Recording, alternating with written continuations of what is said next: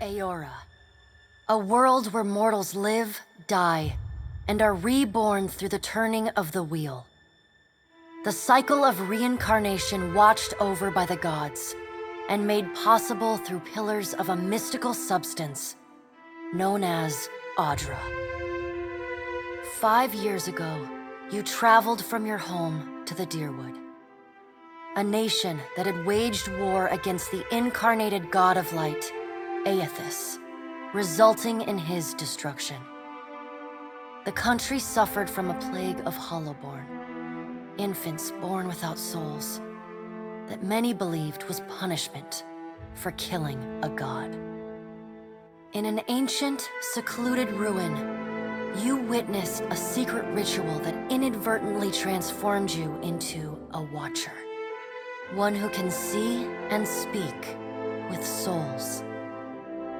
The ritual also gave you horrible visions, waking nightmares of a past life that threatened your sanity. To put them to rest, you pursued the man who had led the ritual, a seemingly immortal agent of the gods, known as Theos Ix Arcanon. With divine assistance, you confronted and defeated Theos, ending your visions and resolving the Hollowborn crisis. In so doing, you also learned the great secret that Theos had protected. That the ancient empire of Anguith had transformed themselves into gods. Your visions finally put to rest, you retired to the castle of Cadnua, built atop a massive statue of pure Audra, where you ruled in relative peace and prosperity.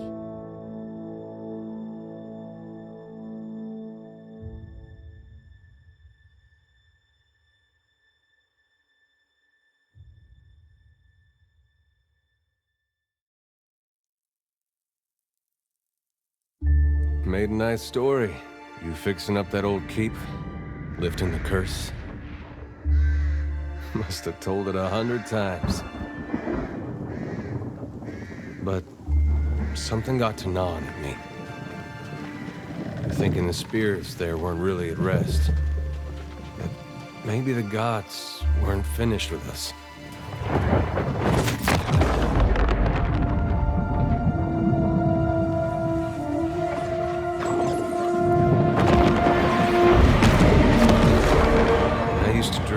My God came back. He would forgive us.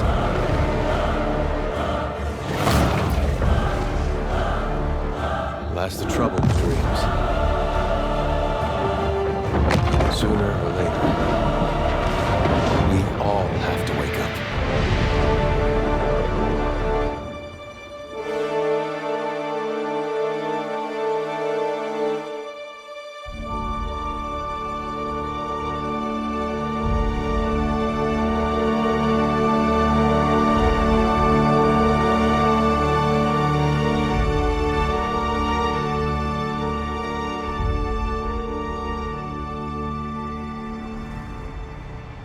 And so you wake to a sleepless world, the in-between of life and death.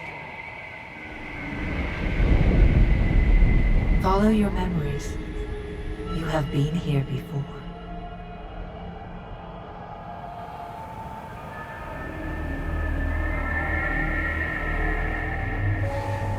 You have seen past the shroud. You are a watcher now. And a watcher you will stay.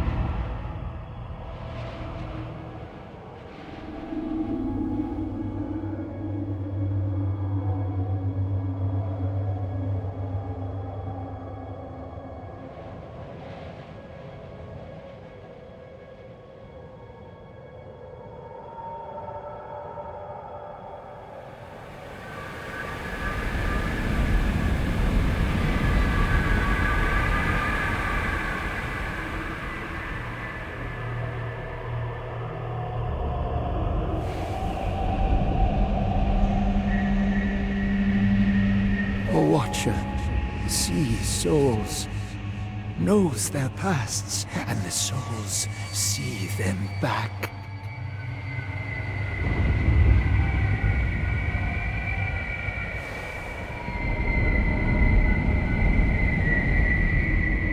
A dubious honor, inheriting a fortress both broken and cursed.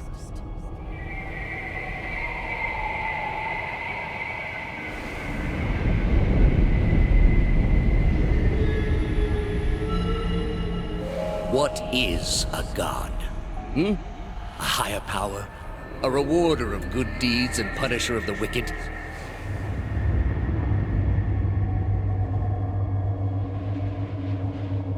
The gods aren't real, but something else entirely.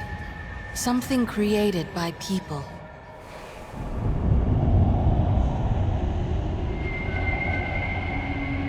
And did you ever consider that these were things you were never meant to understand? That their comprehension is beyond you?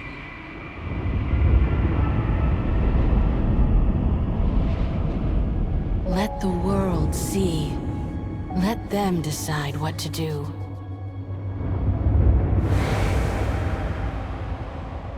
The wheel has turned again, Watcher. Come.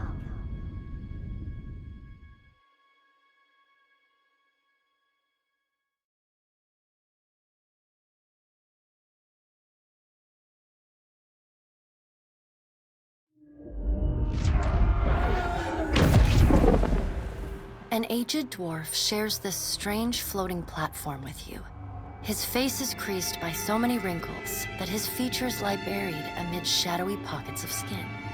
Still, the dwarf's well-practiced habits have left telltale tracks of a welcoming rictus across his visage. You can see his smile coming before it blooms, reshaping the dwarf's face from a hanging sack of flesh into something resembling an oddly carved, merry gourd, replete with unhealthy bumps and discolored splotches.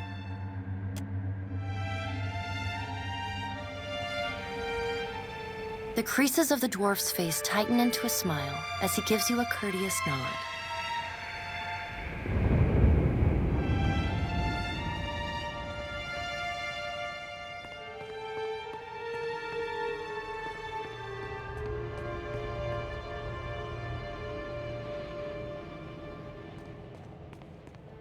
Sit, please.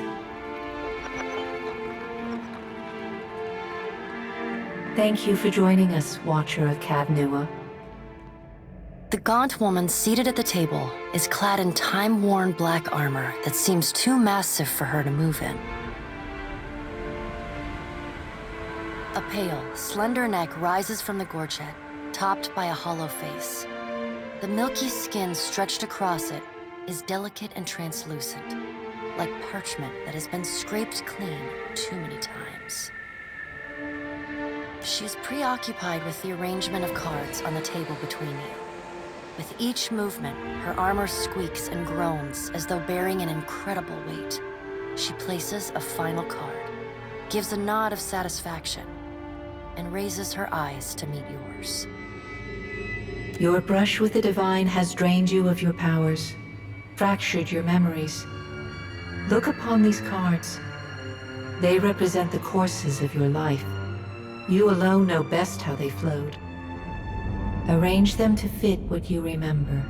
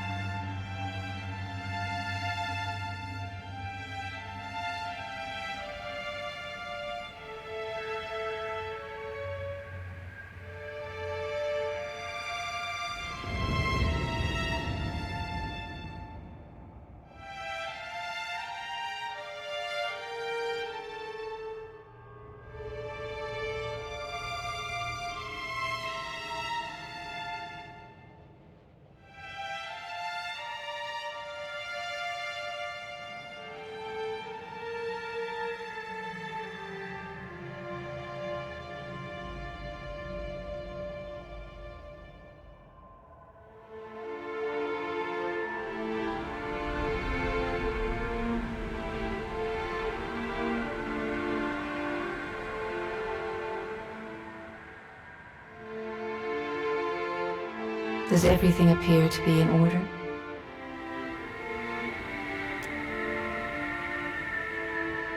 Good. Welcome to the Beyond. I am Bera. One half, anyway.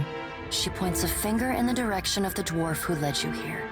Though the movement is slight, her gauntlet squeaks like a rusty hinge. The dwarf's rictus returns as he nods in the woman's direction.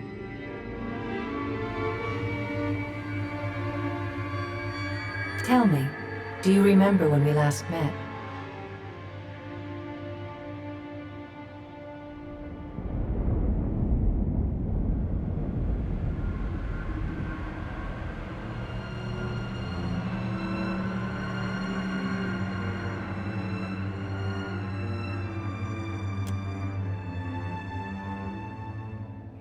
You prayed for my help in reaching Theos, beyond the Court of Penitence, and pledged yourself to me.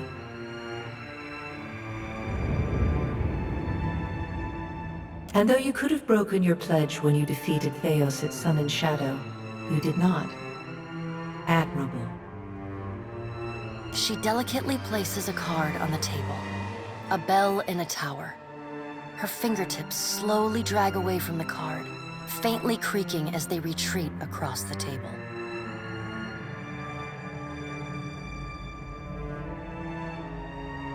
You had need of the gods once before. Now it seems we have need of you. The being that occupied Odnua's statue beneath your castle was the dead god, Aothus. Of this we are certain. What we do not know is what his intentions are. Though Aothus stole a large fragment of your soul, you were strong enough to survive the onslaught and enter the in-between. You and he are still connected. He has chosen a body made of living Audra, perfused with the power of thousands of souls, including yours. It should be little difficulty for an experienced watcher to find him.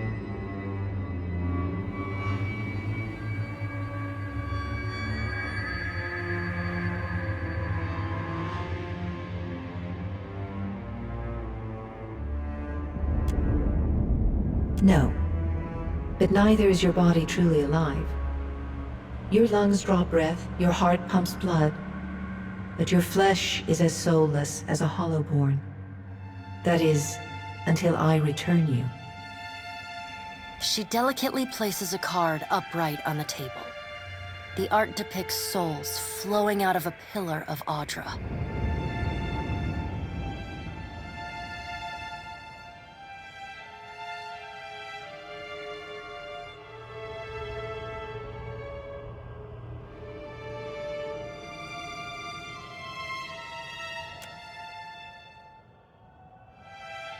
I know. It is my business to know. 322 in Cadnua and your surrounding lands. Their souls remain in Aothus still. You have the power to save them. Serve me and I will return you to your body. Or don't, and return to the wheel.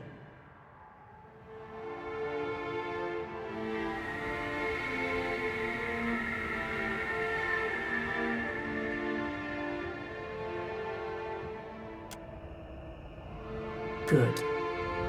Before you return to Aora as my herald, you must remember who you were, the last whisper of life in death. For a moment, the sockets of her eyes darken, leaving the pits of a death's head gazing out at you. When you can picture your own face, the Beyond will lead you back to your own kind, to the world of mortals.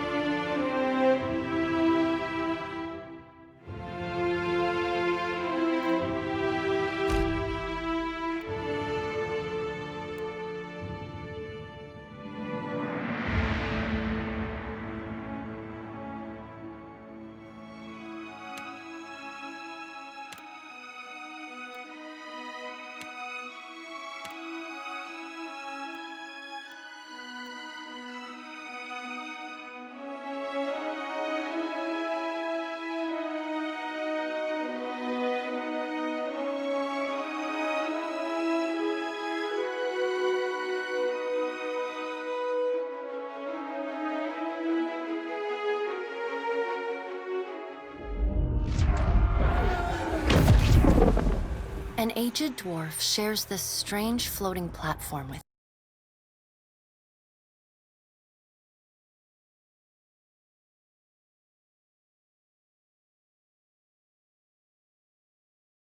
his face is creased by so many wrinkles that you can...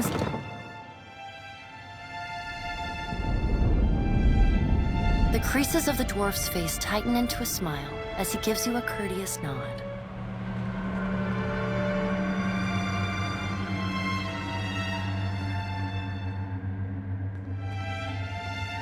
Sit. Please. Thank you for joining us. A pale, Does everything... Good. Tell... You prayed for my help, and though you had need the being, though Aethys, you and he are still... No. She dealt... I know. Their soul... Good. Before you... When you can...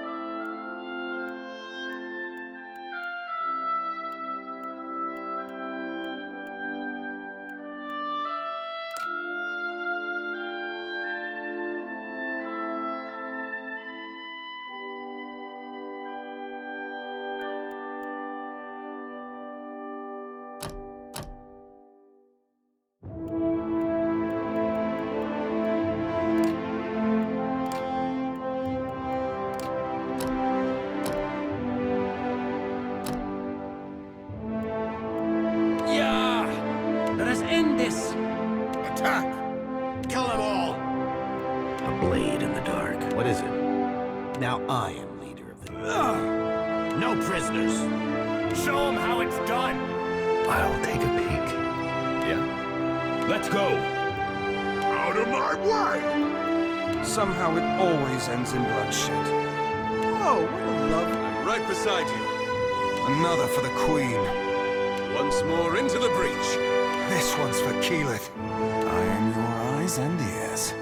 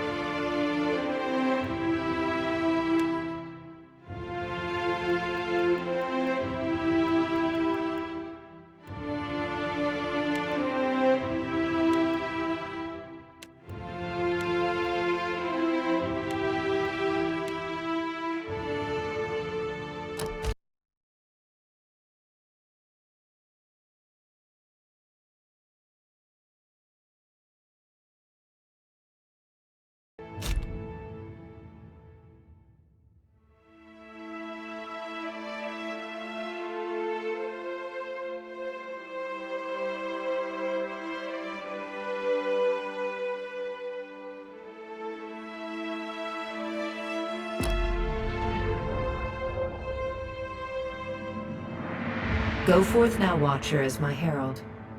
Know that I do not give you this title lightly. When the time comes, you will have the power to reveal the souls that cling to you, to open the gateway from the in-between to the waking world. Find Aethys. Learn his plans. When I have cause to talk to you, I will summon you. With a quick gesture of her hand, you feel a sharp pain in what would be your chest.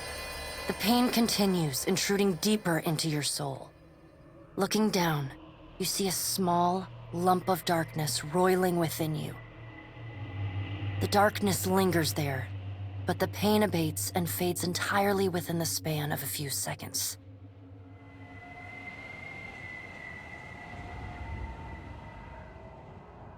A chime. Do not fear, Herald. It will not harm you unless you choose to cross me. I trust it will not come to that. Her gauntleted hand gestures to the dwarf, hovering nearby. The dwarf nods, contorts his face with his odd smile, and gestures to a new door.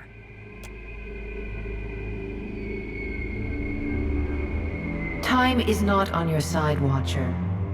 I suggest you get on with the task at hand. The creases of the dwarf's face tighten into a smile as he gives you a courteous nod.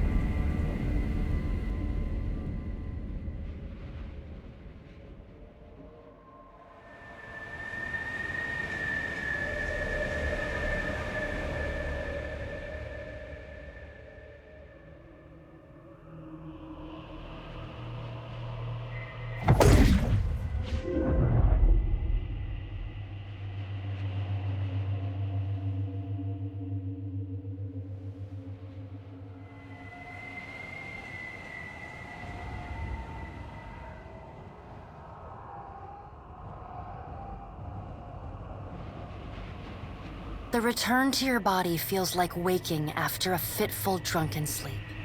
The rocking of the ship sends pain jolting through your limbs. Crashing waves hammer inside your skull. Adair watches over your body with a glazed look, taking long, even tokes from his pipe. At the first movement of your chest, he starts. His gasp, mid-puff, sends him coughing and straining for breath. No, there's no way. You're awake. What are you doing awake? How are you feeling?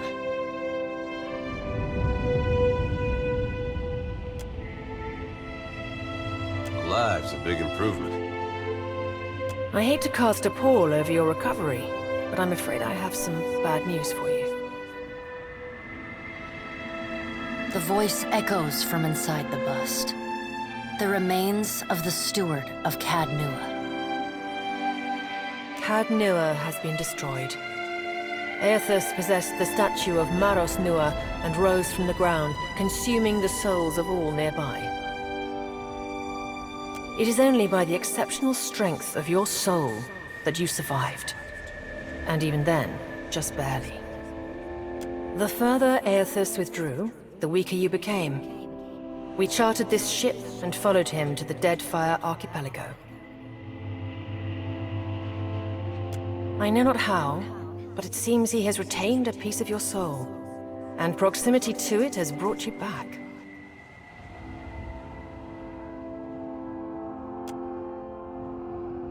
How could you know all that?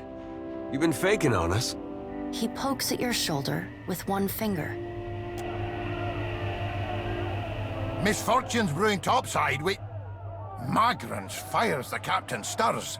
An older man with ale-sour breath rubs his bloodshot eyes and stares at you. Engrim, the smell of drink on your breath could wake the very dead. Now what's this about? Pirates.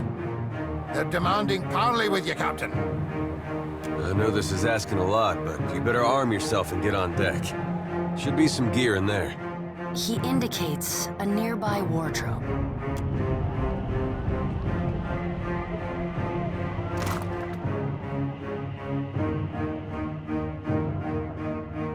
All right, now make some use of it.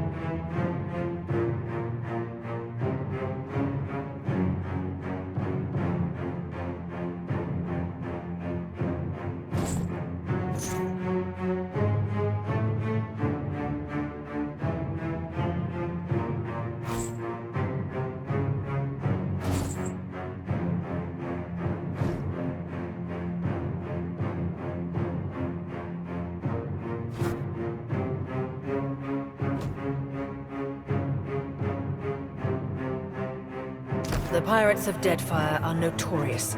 I suggest you deal with them quickly.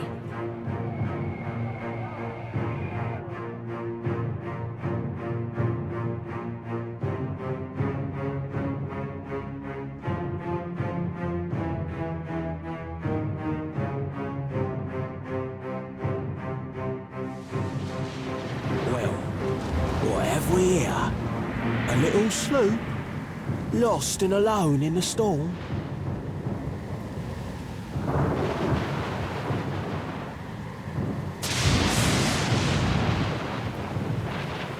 I'll be taking your ship now, if you don't mind. And especially if you do. Well, at least he asked. I am a gentleman of fortune.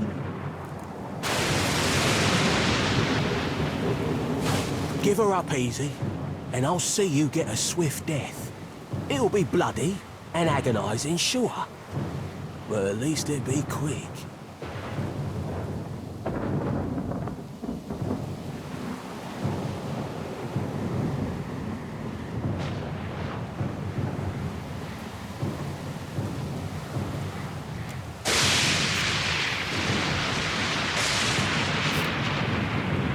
Then he's going to wear his breeches on his head and dance for us?